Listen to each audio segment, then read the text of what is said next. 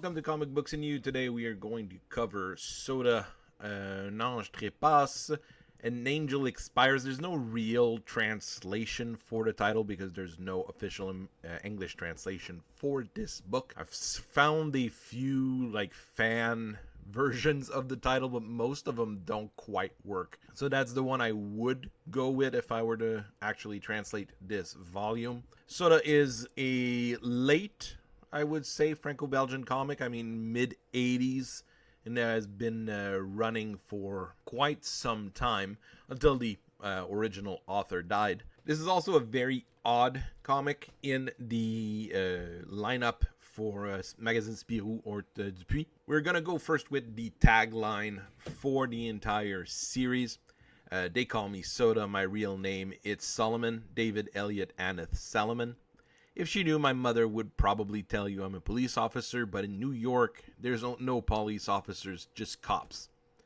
In any case, this would stress her out. She always thought I was a pastor. Ever since she lived with me, she never leaves the house. She never reads the newspaper that are filled with violence. That might be for the best. The guys I arrest often are a little bit dead. So this is basically the entire concept of the character and the books. Soda is a cop who pretends that he's a pastor to his mother and ends up being dressed as a pastor for most of the books, most of the time. And it's a fairly violent and gritty series overall. This is all that this particular blurb kind of brings you. So Soda is a lieutenant in the NYPD. He doesn't really enjoy his job. He doesn't really have a lot of respect for authority. Often enough, when you read through the books, he'll be wanting to quit his job and move to Tennessee for some reason. I guess it's better than living in New York City. He dresses and acts as a pastor so his mother doesn't get worried about his day job. And he's learned how to change from street clothes to pastor clothes in less than a minute. He has only 3 fingers on his right hand, which is always covered by a glove due to an accident. We will see more about that in later volumes. In this one, it's just a fact of the character. The second character in this book is Larcy, a beautiful young woman who used to work at Empire Hospital as a nurse. She's on the run from the law. She escaped custody while she was escorted by Soda to go to her arraignment. Apparently, she was framed for a crime by her former boss, Dr. Lincoln, with the help of various corrupt police officers, or corrupt cops, since we're in New York City. And our main antagonist in this book is Ground Meat, Stuart Callahan, also known as Viande Hachée, because that's what he turns the people he kills into. He's a gun friar with an incredible track record. He has zero morals, qualms about killing whoever. And right now he's wearing red sunglasses due to a recent eye surgery. New York City's mid-1980s. Police car is barreling down the road with a hearse in hot pursuit. Almost got into a car crash with that semi there. They bust through Central Park. The police car goes through a barrage formed by 2 motorcycle cops after the hearse actually crashed. 3. This is the first appearance of our main character in the book. And actually would have been the first appearance of any book whatsoever. Lieutenant Soda climbs out of the crash car and is in hot pursuit of the fugitive. She runs into Central Park Zoo, and Larcy gets into crocodile pen, I'm not sure what you would call that, and traps our lieutenant in it. The whole fiasco leads Soda to meet with his superior, Horatio Bergamo, who wants to basically roast him for putting 2 motorcycle cops into the hospital, destroying a police car, destroying a hearse, and the person in the hearse was actually the uncle of the wife of the Attorney General. So things get fairly nasty here, and he wants Soda to resign after he recaptures Larcy. Soda asks one of his colleagues, Babs, to get him the file on Larcy, and he goes back home, putting on his pastor costume in the elevator in less than a minute. Do not alert his mother. Next morning, Soda's friend calls him and pretends to be someone from the Salvation Army, and he tells him that he can pick up the file that they pretend is a set of Bibles. When he tries to use the elevator to go down, it is not working. It seems to be locked. He rushes downstairs to meet with his contact, But as he goes down, he starts smelling gunpowder residue. The police officer who was bringing him the file is dead. Soda tries to pick up the details, but the mysterious assassin, Ground Meat, shows up, hits him with the butt of his gun, and threatens Soda, telling him that there's supposed to be another police officer in the building, and that he needs to forget about the job. So he basically threatens a police officer without knowing he's a police officer. Soda decides to give chase to Ground Meat. They get into the metro, where he's accosted by a group of urban youth that try to rob him. Soda replies that they better wear suspenders because he's going to fill their pants with lead. They stay in the train and tries to stay undercover. And once the assassin leaves the metro, Soda follows him. Unfortunately, he does get noticed, so the assassin jumps into a building that's in the middle of demolition, and the two of them get into a gunfight.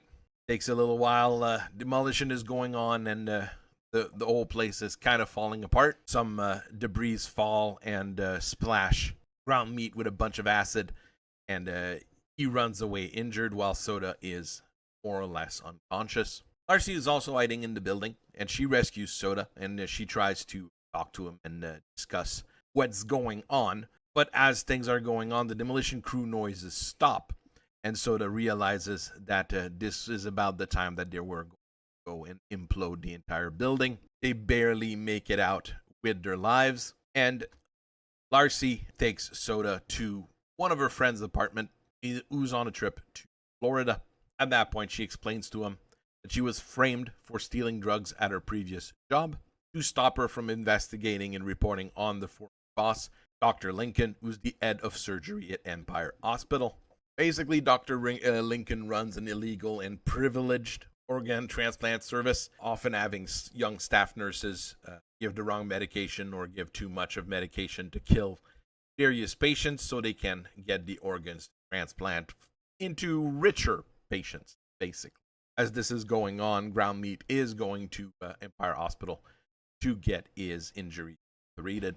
Soda does believe her, but he is a bit over being a cop, so he just wants to take her in so she can tell her story to the judge. But as he's trying to tell Larcy that she's under arrest, she tells him that she's going to get into the whole situation resolved by herself, emptied Soda's pistol, and handcuffed him to the sofa. So she manages to leave, and Soda has to fight his way out. That's a little bit weird because it's a known fact, well, at least nowadays, that handcuffs all use the same key. So as a cop, Soda would have had the keys to those handcuffs, unless Larcy stole the key. This is the kind of thing that you would sometimes maybe not know about in the 1980s. I'm not quite sure. Lieutenant goes back home and notices that his mother is gone, which is very, very weird because she never leaves the apartment. He's the one that does all the groceries, the one that everything that has to be outside the house. He roughly interrogates one of his neighbors, and after that's done, he gets a call from Lincoln telling him that his mother is in his custody, or to not do anything, or something nasty could happen to her. The next morning, Horatio Bergamo receives a call from Soda telling him that he's going to go get his mother back, and that the whole thing with Larcy was a setup in which Horatio participated. Horatio kind of freaks out and tries to stop Soda, but Soda hangs up right before he enters the hospital. Lincoln is performing a transplant as David Solomon looks upon him in the gallery. Larcy had replaced one of the attending nurses at that point, and she threatens Lincoln once the operation is done. He tries to bolt, but Soda stops him using a fire extinguisher, and the trio kind of agree upon a few things in getting Soda's mother. So they go to the burn ward where he has put Mary, Soda's mother, under sedation, but it's also the same room Stuart Callahan is currently covering. They go in, the assassin ambushes them, kills Larcy before Soda can take him out using Old Python. Lincoln dies of a heart attack because he's not able to take his nitro pills and collapses. The whole situation ending in just a few panels overall. A sad and defeated Soda pulls Larcy out of the hospital as she asked for it in her last breath. And a picture of him is taken for the headline of a local newspaper. Horatio Bergamo is found to have committed suicide in his office. The letter of resignation for Soda is lost. His mother returns to the home without even waking up. David Elliott Annette Salomon lives to see another day, and he will serve New York City for another day as well. This is a very tightly packed story.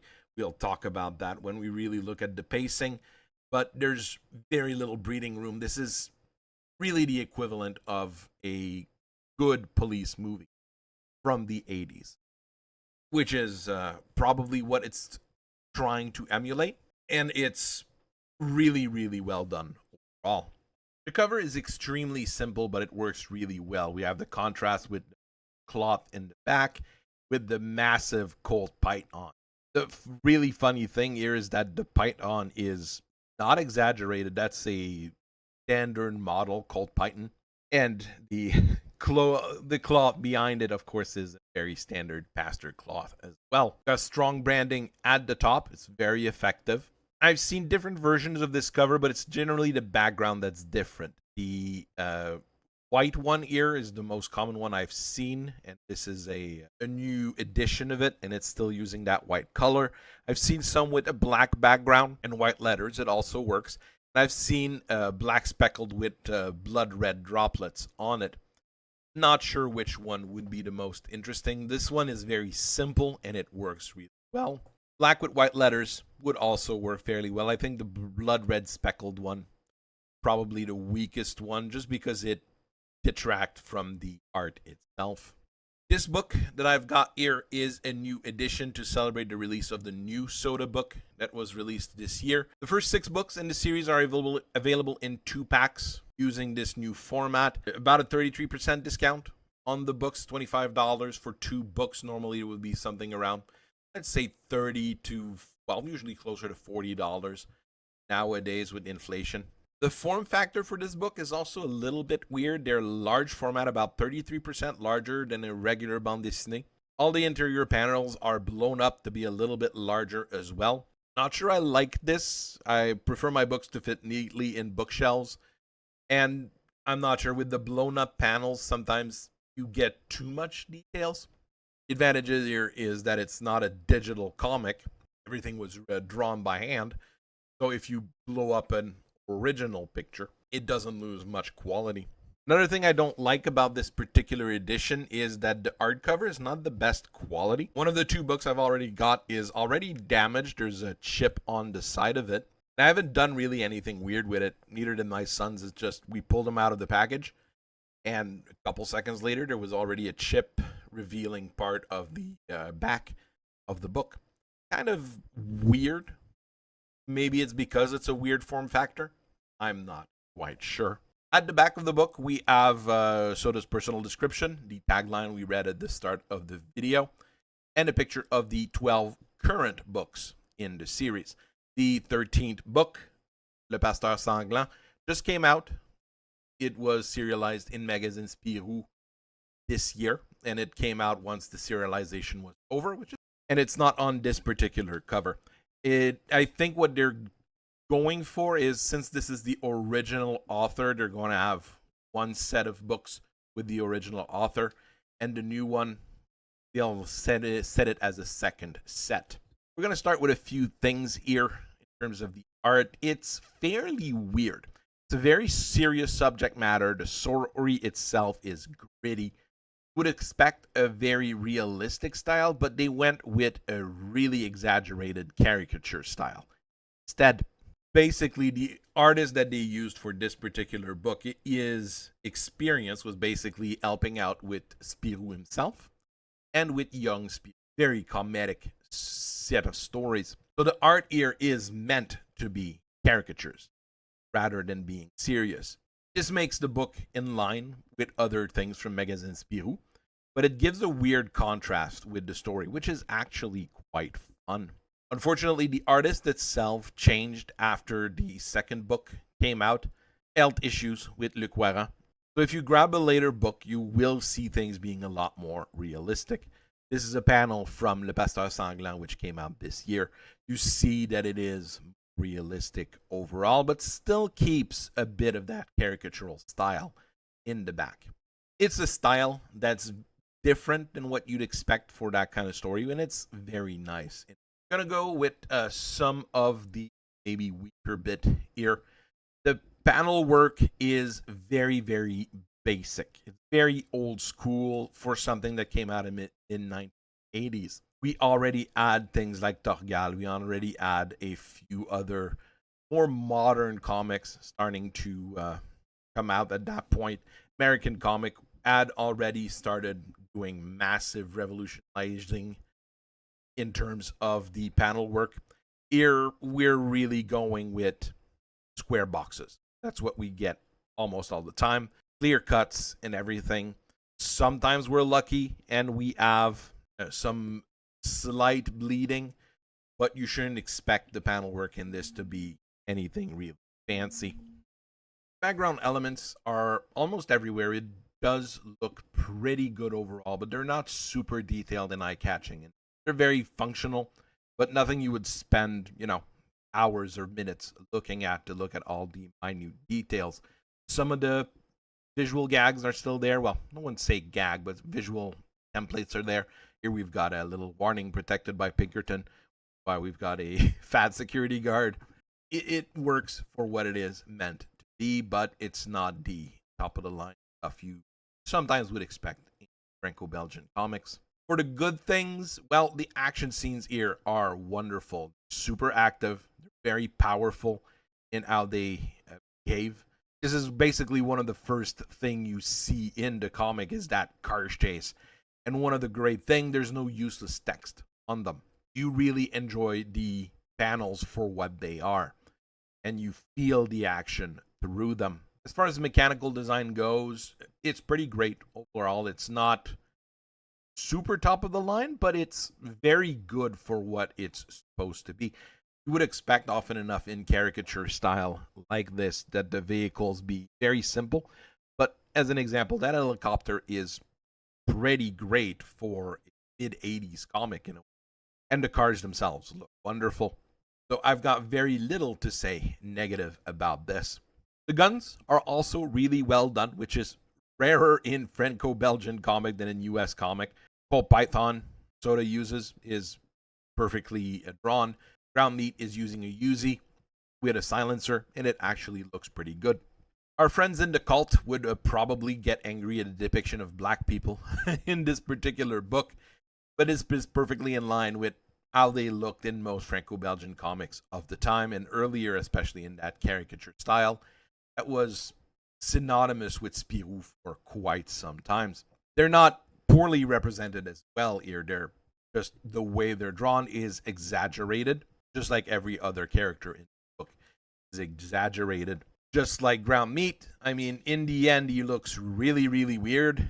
Can't tell what he's supposed to be, but really looks like a skeleton wearing a human skin in the end.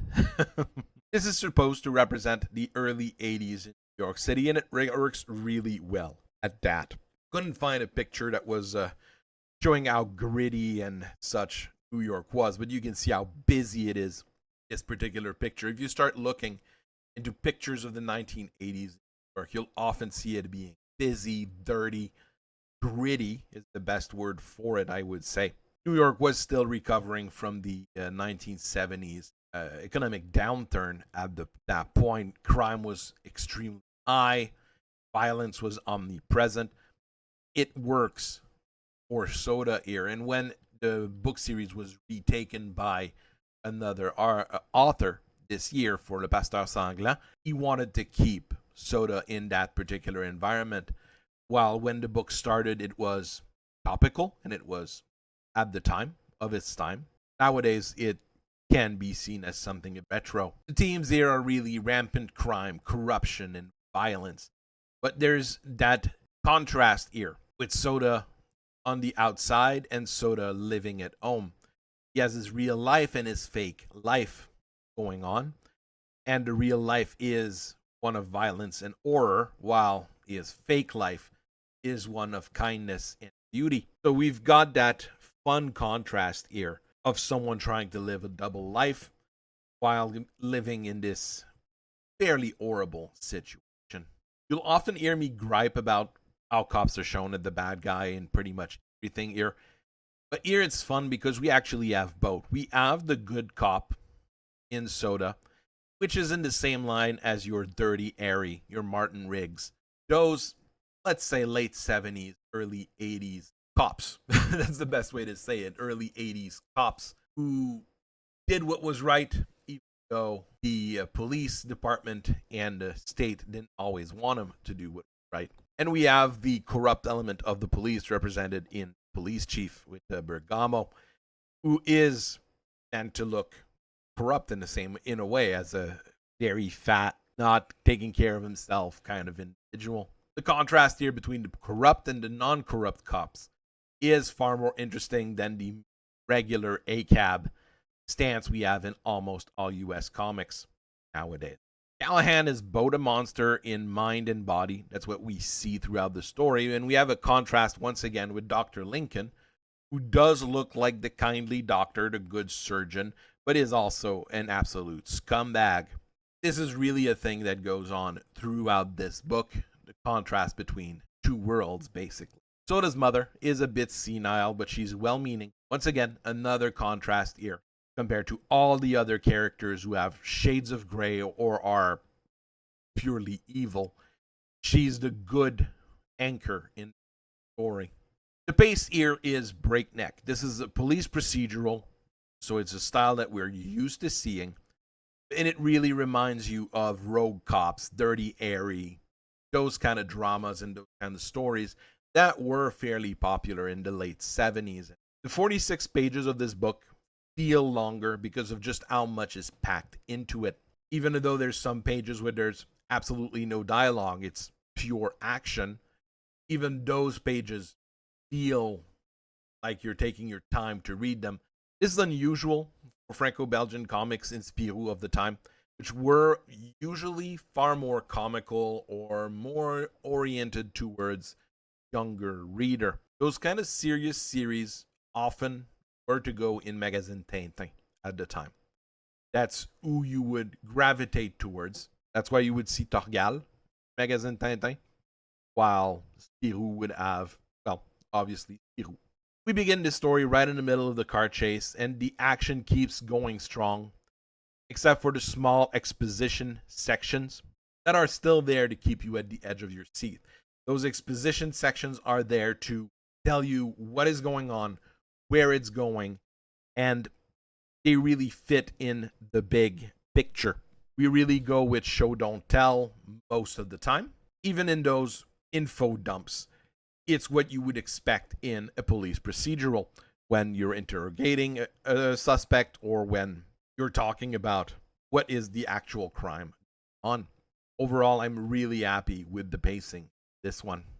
This was a very strong entry for the series and a very, very good first book. Even if that had not been renewed for a continuation, it would have been a wonderful shot book.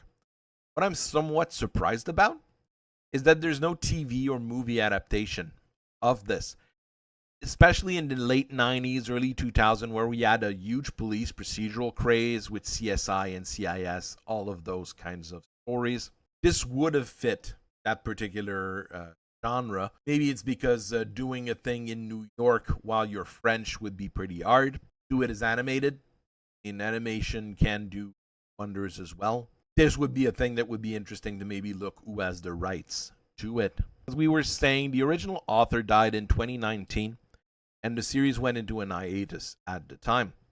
But Olivier Boquet retook the series asked for by Spirou and the artist. And I've read through that serialization in Spirou. I'll need to find the actual book because I think I want to own Le Pasteur Sanglant. It's a very, well, I was going to say fun. It's a gritty story once again.